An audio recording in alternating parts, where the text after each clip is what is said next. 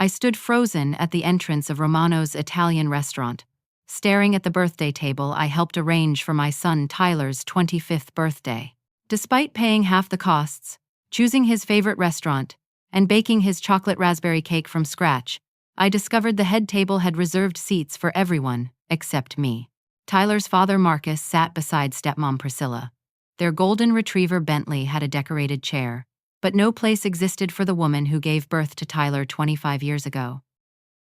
3 weeks earlier, Tyler had called me on a Thursday evening while I was organizing books at the county library, where I work part-time. His voice carried that familiar warmth that always made my heart skip a beat. The same tone he'd used as a little boy when he needed something special. "Mom, I was wondering if you could help me with something," he said, and I could hear uncertainty threading through his words. "My birthday's coming up, and I really want to do something nice this year, but money's been tight since I got laid off from the marketing firm." Without hesitation, I offered to split the costs of whatever celebration he had in mind. As a divorced woman living on a librarian's salary supplemented by weekend sales at the farmer's market, every dollar mattered, but Tyler's happiness had always been my priority. When he mentioned craving the lasagna from Romano's, I immediately knew why.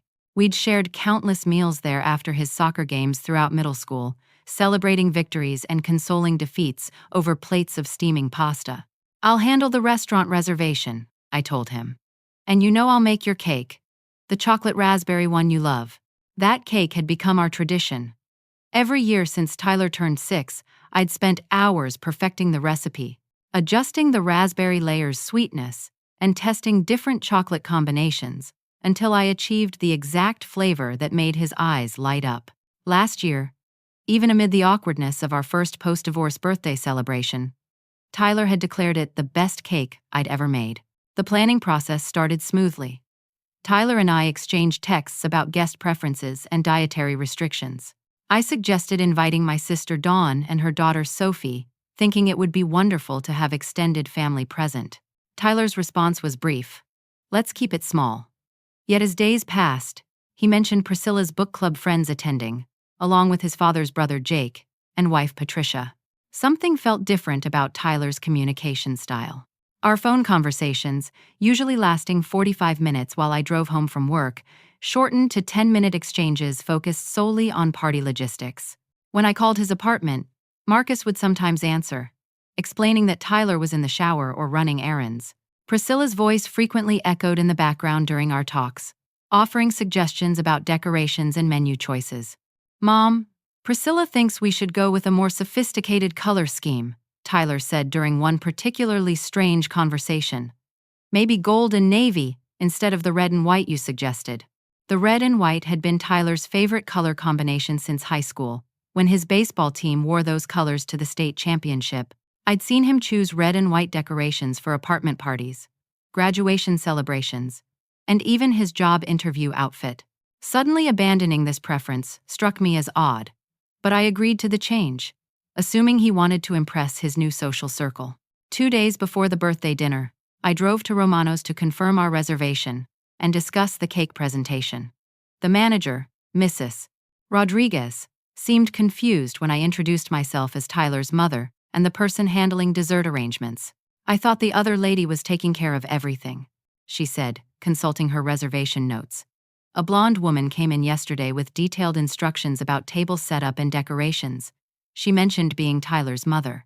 My stomach dropped, but I maintained composure. "That would be his stepmother," I clarified. "We're coordinating together." Mrs. Rodriguez nodded politely, but I noticed her glancing at conflicting notes in her reservation book. Apparently, Priscilla had left specific instructions about seating arrangements and party timeline that differed significantly from what Tyler and I had discussed.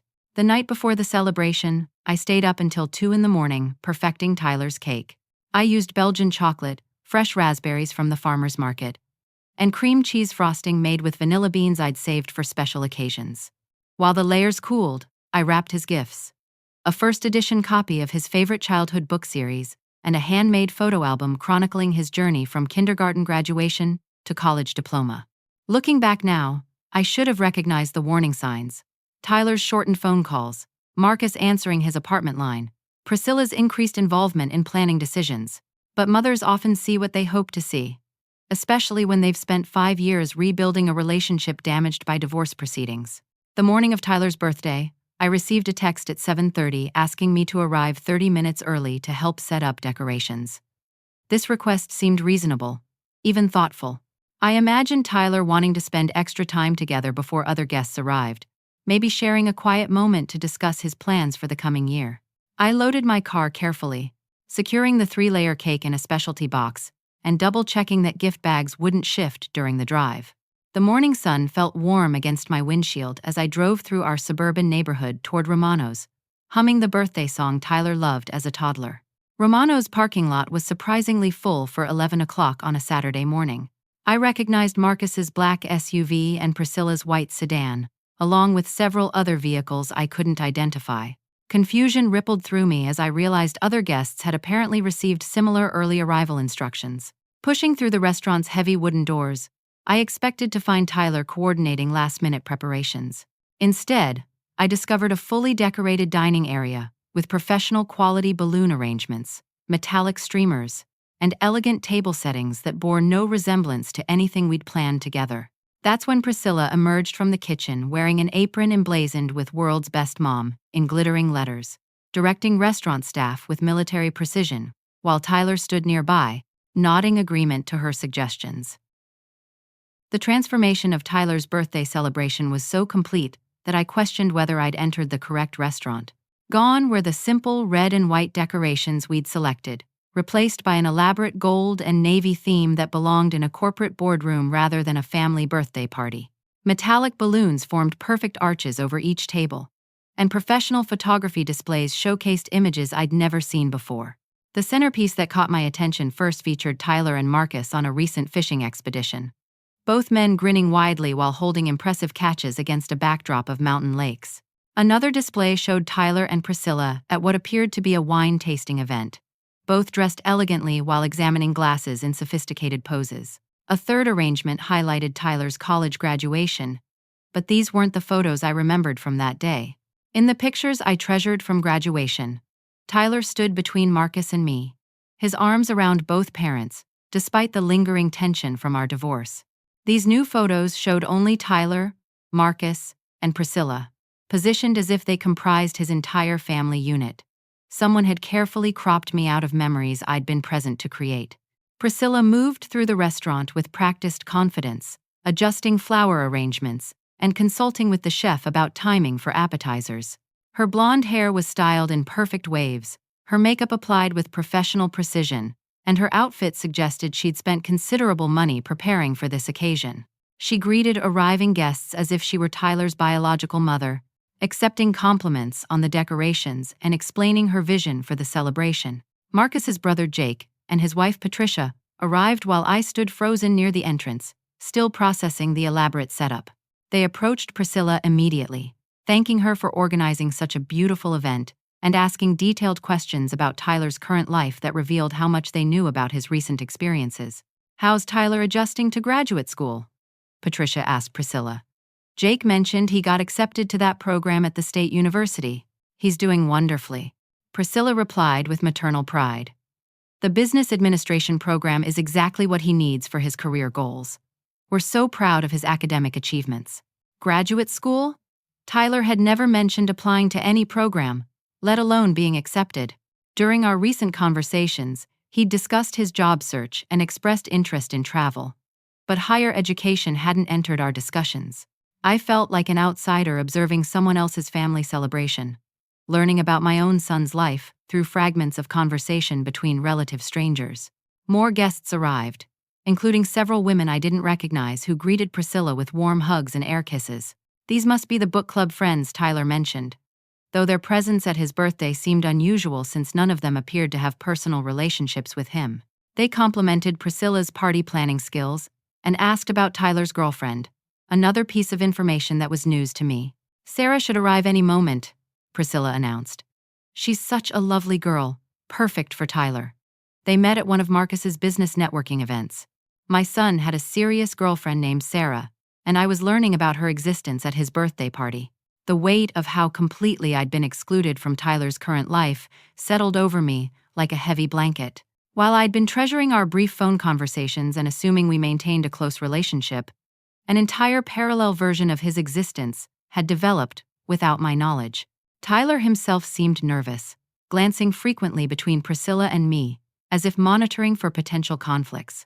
When I approached him to discuss the seating arrangements, his body language shifted into defensive postures I recognized from his teenage years. "Tyler, honey, I noticed the table setup is different from what we planned," I said gently. "Should we ask the staff to add another chair so everyone fits comfortably?" He looked toward Priscilla before responding, seeking approval or guidance in a way that broke my heart. "Mom," Priscilla spent weeks planning this layout. She measured the table dimensions and coordinated everything with restaurant management. Changing the arrangement now would mess up her hard work. The way he said, "her hard work," suggested that my contributions to the celebration were somehow less valuable or important. I'd spent equal time planning, contributed equal financial resources, and invested emotional energy into making his day special, but those efforts seemed invisible next to Priscilla's elaborate presentation.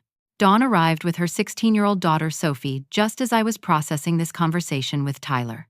My sister immediately sensed the tension in the room, her eyes taking in the expensive decorations and Priscilla's commanding presence. Sophie, wise beyond her years, observed the dynamics with teenage directness that adults often lack.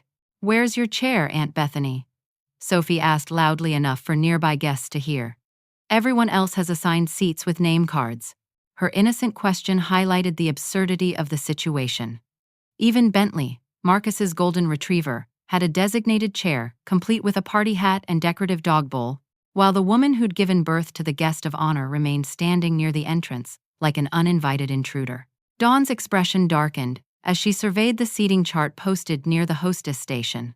She'd always been my fierce protector, even during childhood when playground bullies targeted my quiet nature. Her paralegal training had sharpened her ability to identify injustice and manipulation, skills that were clearly activating as she observed the power dynamics in the room. "This is deliberate," Dawn whispered to me. "Nobody accidentally forgets to include the birthday boy's mother in seating arrangements," as if to confirm her suspicions. I overheard a conversation between Priscilla and Tyler's mysterious girlfriend Sarah, who had just arrived and was being introduced to various guests. Sarah appeared to be a sweet young woman in her early 20s with auburn hair and an uncertain smile, clearly overwhelmed by the formal atmosphere of the celebration. "It's wonderful to finally meet Tyler's mother," Sarah said to Priscilla, extending her hand politely. "Oh, I'm his stepmother," Priscilla corrected with a smile that didn't reach her eyes. "His biological mother is somewhere around here." Some people need to learn their place in the new family structure. Certain boundaries must be established for everyone's emotional health. The casual cruelty of that statement, delivered in front of guests and within earshot of Tyler, revealed the calculated nature of my exclusion. This wasn't an oversight or misunderstanding. Priscilla had deliberately orchestrated a celebration that positioned her as Tyler's primary maternal figure while reducing me to an irrelevant background presence. Tyler heard the comment but said nothing to correct or defend me. His silence felt like a physical blow, confirming that he'd either agreed with Priscilla's assessment or lacked the courage to challenge her authority in front of their guests. The sophisticated woman who'd replaced me in my son's affections continued directing the celebration with flawless efficiency, ensuring every detail reflected her vision of proper family structure. Meanwhile, I stood alone near the kitchen doors, watching my life's most important relationship dissolve in real time while surrounded by people celebrating its destruction. When the dinner service began, the full extent of my marginalization became unmistakably clear. Guests settled into their assigned seats with enthusiasm, engaging in animated conversations about work, travel, and shared experiences that painted pictures of Tyler's current social circle. I remained standing near the kitchen doors like restaurant staff waiting for instructions, invisible to the celebration occurring just feet away from me. The head table showcased the new family hierarchy with painful precision. Marcus occupied the position to Tyler's right, while Priscilla claimed the seat of honor to his left, traditionally reserved for the most important person in the celebrant's life. Jake and Patricia flanked Marcus, engaging him in discussions about business investments and vacation properties. Priscilla's book club friends surrounded her, creating an echo chamber of approval for every comment she made. Bentley, the golden retriever, wore a miniature party hat and sat in his designated chair between Priscilla and her closest friend, a woman named Charlotte, who kept taking photos of the adorable family scene for social media posting. The absurdity of a dog receiving formal recognition while Tyler's mother stood excluded should have been comedic, but the intentional cruelty made it heartbreaking instead. Tyler's girlfriend Sarah sat slightly apart from the inner circle, clearly uncertain about her place in these complex family dynamics. She glanced occasionally in my direction with expressions that suggested sympathy or confusion, but she was too new to the relationship to risk challenging established social hierarchies. The gift-opening ceremony began with Priscilla's presentations taking center stage. She'd purchased a designer watch worth several $100s, its leather band and gold accents gleaming under the restaurant's ambient lighting. Tyler's face lit up with genuine surprise and appreciation as he examined the timepiece, commenting on its elegant craftsmanship and perfect fit. "I noticed you checking your phone constantly for the time," Priscilla explained with maternal wisdom. "A man your age deserves something more sophisticated than a digital device for such an important function." Her next gift drew even more dramatic reactions from the assembled guests. Inside an elegant gift bag lay documentation for a week-long vacation package to Hawaii, complete with first-class airfare, oceanfront hotel accommodations, and adventure excursion reservations. The estimated value of this present exceeded my monthly take-home pay from the library. "Every young man should experience paradise at least once," Priscilla announced while Tyler stared at the travel documents in amazement. "Marcus and I thought this would be perfect timing, right before you start graduate school." The gaming equipment came next, a high-end computer setup with professional monitors, specialized keyboards, and audio equipment that transformed Tyler's casual hobby into a serious technological investment. Priscilla had clearly researched his interests extensively, selecting items that demonstrated both generosity and detailed knowledge of his preferences. Meanwhile, my carefully chosen gifts remained unopened at the table's edge, pushed aside by the avalanche of expensive presentations. The first edition books that had taken me months to locate through antiquarian dealers looked shabby next to Priscilla's professionally wrapped packages. My handmade photo album, filled with memories spanning Tyler's entire childhood, seemed amateurish compared to her sophisticated gesture.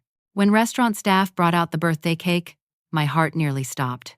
They carried my chocolate raspberry creation, the dessert I'd spent hours perfecting with Belgian chocolate and fresh berries, but it had been transformed beyond recognition. Priscilla had added professional decorative elements, fondant flowers, gold leaf accents, and piped frosting borders that turned my homemade labor of love into something resembling a bakery masterpiece. "Priscilla, this cake is absolutely gorgeous," Charlotte gushed while photographing every angle. "You're so talented. The flavor combination sounds divine." "Thank you," Priscilla replied graciously, accepting compliments for my recipe, my ingredients, and my 8 hours of baking time. I wanted something special for Tyler's 25th birthday. The chocolate and raspberry represent his sophisticated palate. Tyler said nothing to correct the misattribution. He cut the first slice with ceremony, praising the taste and texture while guests applauded Priscilla's apparent culinary skills. Watching my life's work being credited to another woman, while my son participated in the deception, felt like witnessing my own erasure in real time. The conversation naturally shifted toward Tyler's future plans, topics I should have known intimately but was learning about like a stranger eavesdropping on private family business.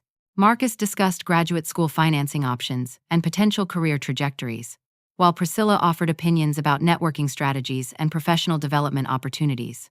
"Your stepmother has excellent instincts about these matters," Jake told Tyler. "Priscilla's corporate background gives her insights that will serve you well." "I'm grateful for her guidance," Tyler responded with sincerity that cut through me like a knife. "She's helped me think about my goals more strategically." Dawn approached Tyler during a brief lull in conversation, her paralegal training evident in her direct questioning style. "Tyler, I'm curious why your mother isn't seated with the family. This seems like an unusual arrangement for such an important celebration." Tyler's defensive response revealed how thoroughly he'd internalized the new family narrative. Priscilla suggested this seating arrangement to avoid awkward tension. "Mom always preferred staying quiet anyway, so this setup works better for everyone. Your mother raised you single-handedly for 2 years after the divorce," Dawn reminded him firmly. She worked double shifts to pay for your soccer equipment and college applications. Staying quiet isn't the same as being unimportant. The exchange attracted attention from other guests, who began observing our family dynamics with increased interest. Tyler looked uncomfortable under this scrutiny, shifting in his chair and glancing toward Marcus for support or intervention. Some people need to accept that family structures evolve, Marcus said diplomatically. We're all adults here, capable of adapting to new circumstances. As the dinner service concluded and guests prepared for the evening's final toasts, Tyler raised his glass and surveyed the room with alcohol-enhanced confidence. His eyes found mine across the crowded space, and for a moment I hoped he might acknowledge my presence or contributions to his special day. Instead, he delivered the words that shattered what remained of my illusions about our relationship. Come on, Mom. You always liked staying in the background. You're just back where you belong. The room fell silent as his words hit their target. Several guests looked uncomfortable, uncertain whether they'd witnessed playful family teasing or something crueler. Sarah's face showed obvious distress, while Dawn's expression promised serious consequences for Tyler's casual cruelty. Bentley the dog literally wore a party hat and held an honored position at the family table, while I stood alone near the kitchen doors, officially relegated to background status by the son I'd sacrificed everything to raise. I excused myself to the restaurant's ladies' room, where marble countertops and soft lighting created an oasis of calm that contrasted sharply with the chaos of emotions churning inside me. Sitting in a corner stall, I finally allowed myself to process the complete betrayal I'd just witnessed. The systematic replacement of my role in Tyler's life by a woman who'd known him for only 2 years. 25 years of memories flooded through my mind with painful clarity. I remembered Tyler at age 3, clinging to my leg during his first day of preschool, while promising he'd never need anyone else but me. I recalled our late-night conversations during the divorce proceedings, when Tyler swore that his father's actions wouldn't change the special bond we shared as mother and son. You're the only person who really understands me, Mom, he'd said during one particularly difficult evening when Marcus had canceled another visitation weekend. Dad might have Priscilla now, but you and I will always have each other. Those words had sustained me through the darkest period of my life, when financial struggles and social isolation threatened to overwhelm my determination to provide Tyler with stability. I'd sacrificed vacation money for his school supplies, worked double shifts at the library to afford his soccer equipment, and slept on the living room couch so he could have the larger bedroom in our downsized apartment. During his senior year of high school, I'd secretly sold my grandmother's jewelry collection to help fund his college application fees and entrance exam preparation courses. Tyler never knew about that sacrifice, and I'd never intended to tell him, believing that a mother's love shouldn't come with emotional price tags or guilt-inducing revelations. Now, sitting in a restaurant bathroom, while my son celebrated his birthday without acknowledging my existence, those sacrifices felt like investments in a relationship that no longer existed. Tyler had moved beyond needing me, apparently concluding that Priscilla's expensive gifts and sophisticated guidance offered more value than my quiet, consistent support. Part of me wanted to leave quietly and accept this new reality. Perhaps Tyler truly believed Priscilla deserved credit for his recent successes. Maybe I had been too passive in asserting my role, too willing to step back and allow others to take center stage in his life. My mother had always taught me that keeping the family together mattered more than individual recognition or pride. But a deeper anger began emerging as I reflected on the systematic nature of what had occurred. This wasn't Tyler naturally outgrowing his need for his mother. This was calculated manipulation, designed to erase me from his life and replace me with someone Marcus found more suitable. Reaching into my purse, I felt the small wrapped box I'd been carrying for the past week. It wasn't a birthday gift, but something much more significant that I'd discovered while cleaning Tyler's childhood bedroom in preparation for converting it into a home office. Hidden behind his dresser, I'd found documents that Priscilla believed had been destroyed years ago. The papers told a story that would shatter the carefully constructed narrative Marcus and Priscilla had built around their relationship and their treatment of Tyler's inheritance. I'd initially planned to discuss these discoveries privately with Tyler, giving him the opportunity to address the situation without public embarrassment. But watching them steal credit for my cake while excluding me from his celebration changed my perspective on the value of protecting their dignity. I thought about my lifelong pattern of avoiding confrontation, of choosing peace over justice even when peace came at the expense of my own well-being. My ex-husband had convinced me that my quiet nature was a personality strength, that maintaining harmony was more important than asserting my rights or defending my contributions to family life. "You're such a peacemaker, Bethany," he'd often said when I failed to challenge his increasingly selfish behavior. "That's what makes you special." I'd internalized that message, believing that good mothers, wives, and women in general should prioritize others' comfort over their own needs. But sitting in that restaurant bathroom, listening to the sounds of Tyler's birthday celebration continuing without me, I realized that my peacemaking had enabled others to take advantage of my kindness and generosity. Dawn's voice in the hallway interrupted my reflection. "Bethany? Are you all right in there?" I opened the stall door to find my sister waiting with Sophie, both women wearing expressions of concern and barely contained rage. Dawn had always been my fiercest protector, the sister who fought playground bullies and challenged teachers who underestimated my potential. "Show me what's in the box," Dawn said without preamble. I revealed the documents I'd found. A copy of Priscilla's first marriage license, showing she was legally married to another man when she began her affair with Marcus, a bank statement proving she'd withdrawn money from Tyler's college fund that Marcus had entrusted to her management, and printed email exchanges between Marcus and Priscilla discussing plans to sell my childhood home that Tyler was supposed to inherit. Sophie, despite being only 16, immediately grasped the implications. "Aunt Bethany, this proves they've been lying about everything. Tyler needs to know what kind of people he's trusting with his future." Dawn examined the documents with her paralegal training, confirming their authenticity and legal significance. The college fund theft constitutes fraud. The real estate documents suggest identity theft, and the marriage license proves Priscilla committed bigamy. "But should I really expose all this at his birthday party?" I asked, still clinging to my instinct for avoiding public confrontations. "They chose to humiliate you publicly," Dawn replied firmly. "They made this situation public when they excluded you from your own son's celebration. You have every right to defend yourself with the truth." As we prepared to return to the dining room, I overheard Priscilla's voice in the hallway, speaking into her cell phone with the kind of calculated planning that confirmed her manipulative nature. "Phase 2 begins next week," she was saying. "I'll convince Tyler to change his emergency contact information and medical decision-making authority from his biological mother to me.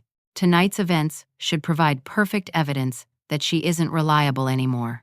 The conversation revealed that Tyler's birthday humiliation was just one component of a larger plan to completely erase me from his life. Priscilla wasn't content with replacing me at family celebrations.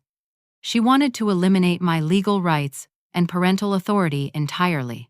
Listening to her discuss Tyler's future as if he were her biological son crystallized my resolve. My quiet nature had been weaponized against me, transformed from a personality trait into evidence of inadequacy. But silence in the face of systematic betrayal wasn't peacemaking, it was enabling further harm. I straightened my shoulders, checked my reflection in the bathroom mirror, and prepared to return to the dining room with a clear purpose. Tyler needed to understand the true nature of the people he was trusting with his future, even if learning that truth caused temporary pain. Sometimes the greatest gift a mother can give her adult child is the courage to recognize manipulation and choose authentic relationships over convenient ones. And sometimes protecting family bonds requires temporarily disrupting family peace.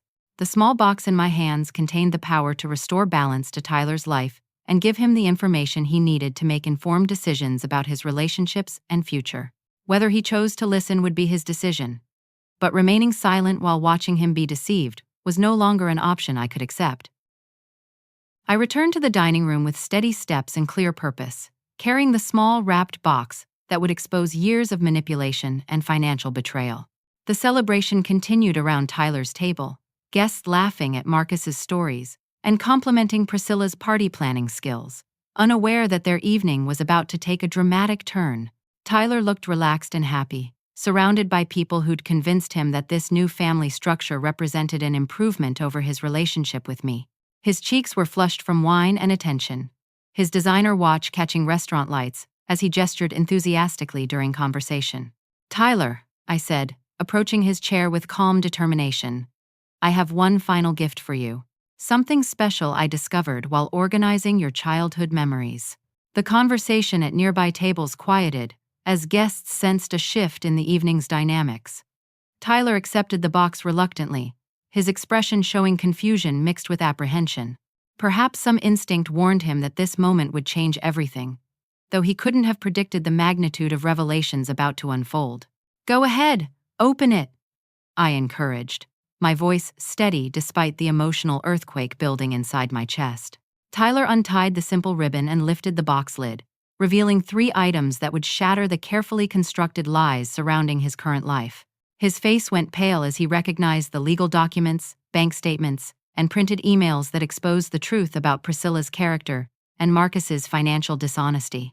The first document was a certified copy of Priscilla's marriage license to a man named Robert Chen, dated 8 months before she allegedly met Marcus at his office Christmas party. The timeline proved she was legally married to another man when their affair began, making her subsequent marriage to Marcus technically invalid. Tyler's hands shook as he examined the bank statement showing systematic withdrawals from his college education fund, money his grandparents had established specifically for his future academic expenses. Marcus had been designated as trustee of these funds during the divorce settlement, with explicit instructions that the money could only be used for Tyler's educational costs or transferred to him upon college graduation. Instead, Priscilla had withdrawn nearly $15,000 over an 18-month period, using the money for vacation expenses, home renovations, and luxury purchases that benefited her lifestyle rather than Tyler's education.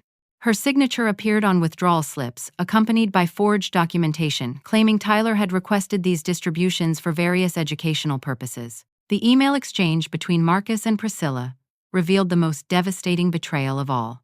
They'd been planning to sell my childhood home, which Tyler was supposed to inherit according to our divorce settlement, without informing him of the transaction.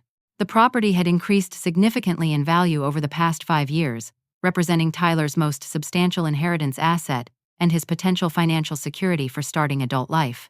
"We can get at least $400,000 for the old place," Marcus had written. "Tyler doesn't need to know about the sale until after it's completed. By then, he'll be settled in graduate school and won't question how we're funding his education." "Perfect," Priscilla had replied. "The money will cover our European vacation and the kitchen renovation. Tyler's better off not being burdened with property management responsibilities anyway." As Tyler read these documents, the room fell silent except for the soft clinking of glassware and distant kitchen sounds. Other guests began whispering among themselves, trying to understand what was happening at the head table.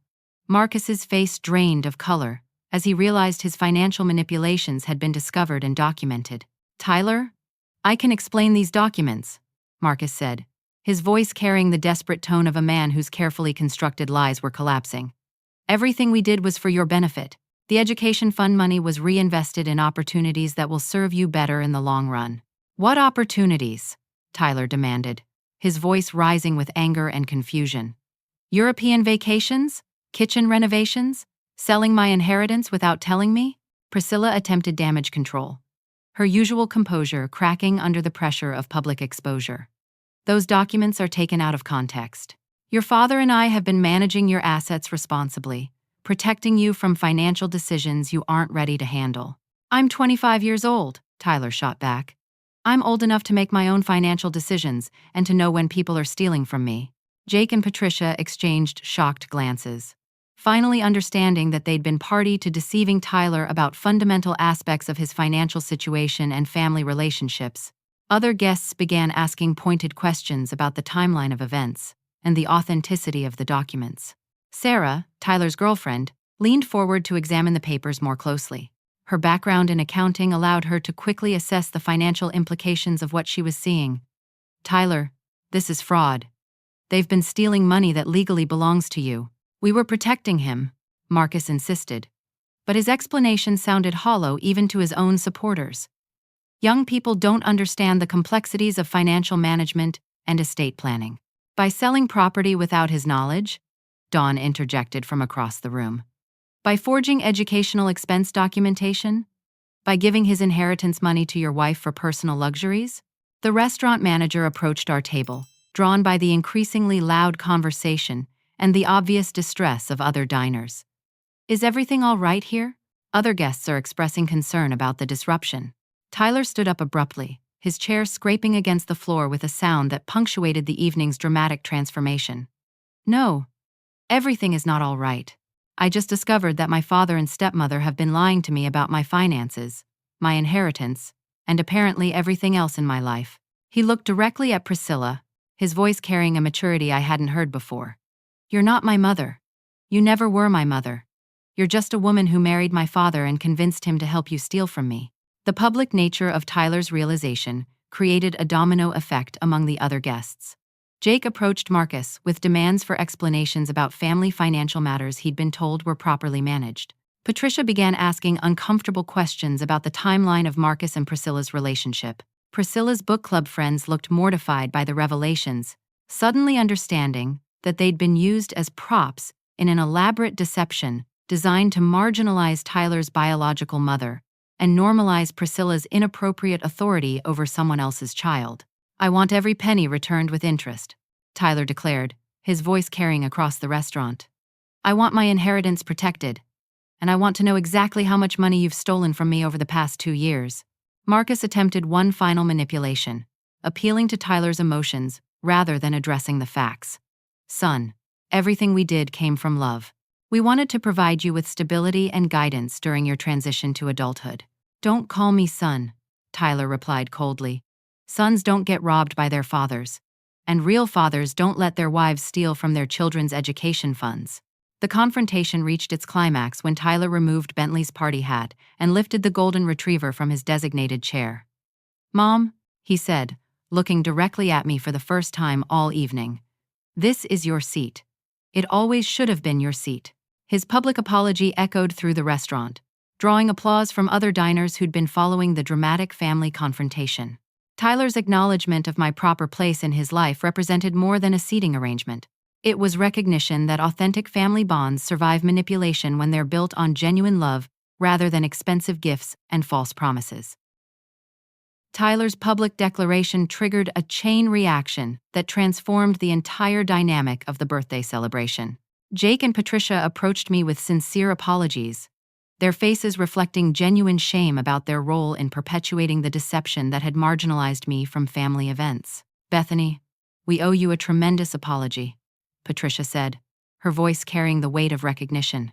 We suspected something wasn't right about the family dynamics, but we chose to avoid uncomfortable conversations rather than asking hard questions.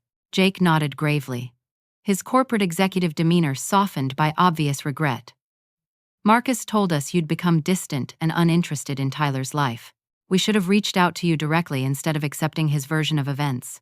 Their admission revealed how systematically Marcus and Priscilla had manipulated family narratives, poisoning relationships through carefully crafted lies designed to isolate me from Tyler's support network.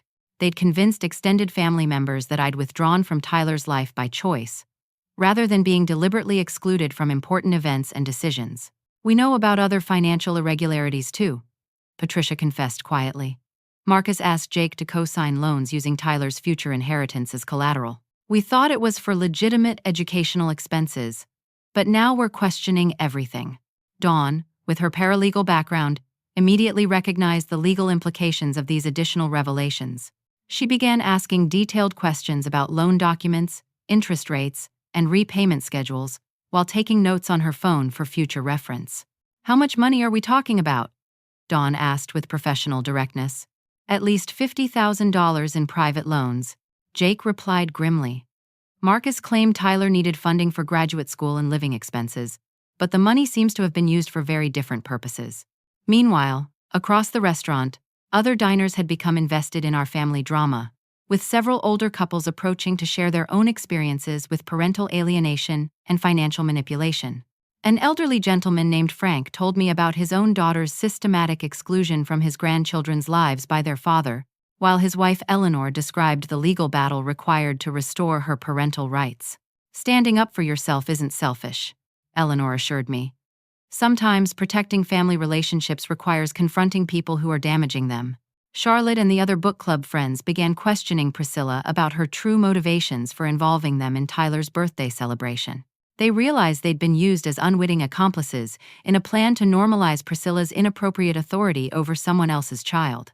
I feel manipulated, Charlotte admitted. You told us Tyler's biological mother was emotionally unstable and uninvolved in his life. We would never have participated in excluding a loving parent from their child's birthday celebration. Priscilla's carefully constructed facade began crumbling under the pressure of multiple confrontations and public exposure. Her usual composure gave way to defensive anger as she realized that her manipulation tactics were being recognized and rejected by everyone present. "This is ridiculous," she snapped, her voice losing the cultured tone she'd maintained throughout the evening. "I've been nothing but supportive of Tyler's goals and ambitions. Everything I did was intended to help him succeed." "By stealing his education money?" Sarah challenged, her accounting background making her particularly sensitive to financial fraud. "By lying about your marriage status? By trying to sell his inheritance without his knowledge?" The confrontation intensified when Tyler demanded immediate answers about the loan arrangements Jake had mentioned. Marcus attempted to deflect responsibility by claiming the financial decisions had been made jointly with Priscilla, but bank documents showed his signature on all the questionable transactions. "You used my credit rating and inheritance as loan collateral," Tyler said, his voice shaking with anger. "You put my financial future at risk to fund your lifestyle choices." Faced with overwhelming evidence of their deception, Priscilla attempted to blame Marcus for everything, claiming she'd been unaware of the legal implications of their financial arrangements. However, her own handwriting appeared on multiple documents, proving her active participation in the fraudulent schemes. "I trusted Marcus to handle everything properly," she insisted. "If there were legal problems, he should have explained them to me." "You signed the withdrawal slips," Dawn pointed out, showing Priscilla copies of her own signature on bank documents. "You wrote emails discussing the property sale. You actively participated in every aspect of this fraud." The weight of evidence against her became undeniable, and Priscilla made a decision that revealed her true character. Rather than accepting responsibility or attempting to make amends, she gathered her purse and coat, preparing to abandon Marcus to face the consequences alone. "I don't have to listen to these accusations," she declared. "This family is too dysfunctional for me to deal with." She left the restaurant with Bentley in tow, effectively ending her relationship with both Marcus and Tyler while avoiding any acknowledgement of her role in creating the crisis. Her departure stripped away the last pretense that their marriage had been based on genuine love rather than opportunistic manipulation. Tyler turned to Marcus with a mixture of anger and disappointment that cut deeper than any shouting match could have achieved. "How could you let her steal from me? How could you choose her over your own son?" Marcus's response revealed the weakness that had made him susceptible to Priscilla's manipulation in the first place. "I thought I was providing you with a stable family structure. Priscilla seemed to understand your needs better than I did." "My needs?" Tyler laughed bitterly. "My need was for honest parents who wouldn't rob me blind while pretending to care about my future." The conversation that followed established clear boundaries and consequences for Marcus's behavior. Tyler demanded immediate return of all stolen funds with penalty interest, protection of his remaining inheritance assets, and written documentation of every financial transaction involving his name or credit. "If you don't comply completely, I'll file criminal charges and pursue civil litigation for recovery of damages," Tyler warned. "And I'll never speak to you again." Marcus, faced with potential imprisonment and the loss of his relationship with Tyler, agreed to all demands. His capitulation represented a complete reversal of the power dynamic that had allowed him and Priscilla to manipulate family relationships for their own benefit. But the most significant moment of the evening came when Tyler asked me what consequences I wanted to pursue against the people who had betrayed both of us. Instead of seeking revenge or maximizing punishment, I proposed a different approach that shocked everyone present. "I want Marcus to publicly acknowledge his mistakes and attend family counseling with you," I told Tyler. "I want him to understand how his choices affected our family relationships. Punishment isn't as important as preventing this from happening again." My response demonstrated the difference between justice and revenge, showing Tyler that strength could be exercised with compassion and wisdom, rather than anger and retaliation. The grace I offered his father, despite everything that had happened, proved that my love for Tyler transcended my personal desire for vindication. 6 months later, I sat in my kitchen on a Saturday morning, watching Tyler prepare breakfast while telling me about his week at graduate school. The court-ordered family counseling sessions had exceeded everyone's expectations, revealing years of manipulation and gaslighting that had convinced Tyler his mother was somehow inadequate compared to his father's new wife. "I can't believe I actually said those things to you at my birthday dinner," Tyler reflected, cracking eggs into a pan with the careful technique I'd taught him years earlier. The counselor helped me understand how Priscilla and Dad gradually changed my perception of our relationship. Dr. Martinez, our family therapist, had diagnosed what she called parental alienation syndrome, a form of psychological manipulation where one parent systematically undermines a child's relationship with the other parent through lies, distorted narratives, and emotional manipulation. Tyler had been the victim of a calculated campaign designed to replace me with Priscilla in his affections and loyalty. They started small, Tyler explained, flipping pancakes with practiced ease. Little comments about how you were overwhelmed or struggling to adjust to post-divorce life. Then they began suggesting that I shouldn't burden you with my problems or achievements because you had enough stress already. The manipulation had been so gradual and seemingly caring that Tyler hadn't recognized it as abuse. Marcus and Priscilla had positioned themselves as protectors, shielding me from the demands of active parenthood while simultaneously convincing Tyler that my absence indicated disinterest rather than exclusion. When I got accepted to graduate school, Dad suggested we celebrate quietly so you wouldn't feel bad about not being able to contribute financially. Tyler continued, I thought I was being considerate, but I was actually participating in erasing you from my accomplishments. The financial restitution had been completed within 8 weeks of Tyler's birthday confrontation. Marcus liquidated investment accounts and took out personal loans to return every stolen penny with 12% penalty interest, as demanded by the family court judge who reviewed our case. The childhood home I was supposed to inherit remained in trust for Tyler, protected by legal safeguards that prevented future manipulation. Priscilla faced criminal charges for fraud and bigamy, ultimately accepting a plea bargain that included restitution payments, community service, and prohibition from contact with Tyler or his family members.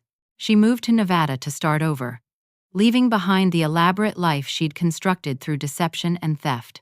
Marcus's transformation had been the most surprising aspect of our family's healing process. Forced to confront his role in the manipulation, he began individual therapy to address personality weaknesses that had made him vulnerable to Priscilla's influence. His genuine remorse and commitment to change gradually rebuilt trust with Tyler, though their relationship remained strained.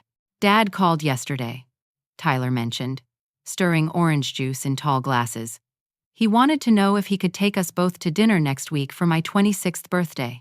He specifically said he wanted to celebrate with both his son and his son's mother. The contrast with the previous year's birthday celebration couldn't have been more dramatic. Instead of elaborate decorations and expensive gifts, Tyler had requested a simple family dinner where genuine relationships mattered more than impressive presentations.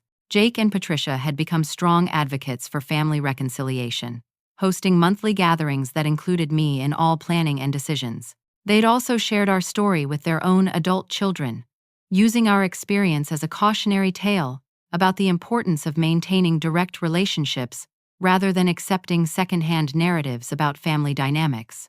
Your Aunt Patricia said something interesting last week, Tyler noted, serving breakfast on plates we'd chosen together during a recent shopping trip. She said watching you handle the birthday confrontation taught her about the difference between strength and aggression. The community response to our story had extended far beyond our immediate family circle.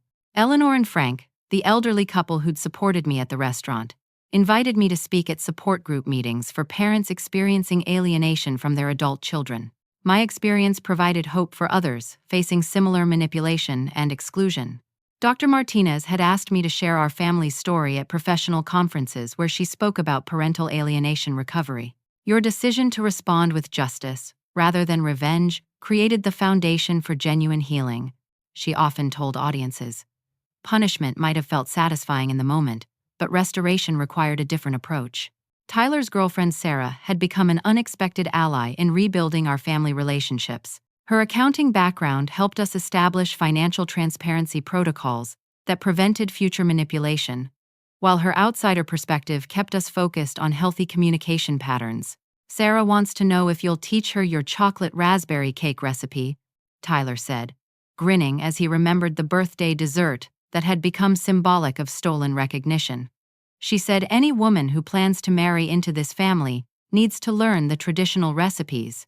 The mention of marriage reminded me that Tyler's future would include partners, children, and extended family relationships that I might not have experienced if I'd remained silent during his birthday humiliation. Standing up for myself had protected not only my current relationship with Tyler but also my role in his future family. I've been thinking about what I learned from everything that happened, Tyler said, settling into the breakfast routine we'd reestablished after he moved back home temporarily. The most important lesson wasn't about money or legal consequences. It was about recognizing authentic love versus manipulative control. He paused, collecting his thoughts while spreading jam on toast with careful precision. Priscilla's expensive gifts and elaborate gestures were designed to create obligation and dependence. Your quiet support and consistent presence represented actual love, even when I was too confused to appreciate it.